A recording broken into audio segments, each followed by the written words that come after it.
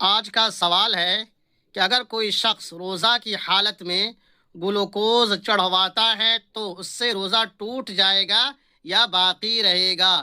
یہ آپ کا سوال ہوا۔ جواب ہے کہ روزہ کی حالت میں گلوکوز چڑھوانے سے روزہ نہیں ٹوٹتا۔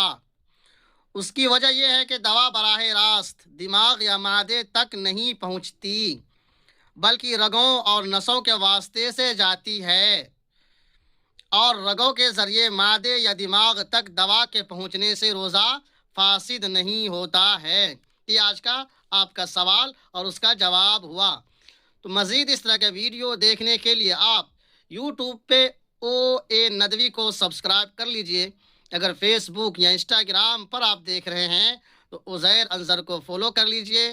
ویڈیو کو دوستوں میں ضرور شیئر کر دیجئے تاکہ آپ کے لیے صدقہ ذریعہ بنے، اور لائک کمنٹ بھی کرتے جائیں۔ اللہ آپ کا حامی و ناصر ہو۔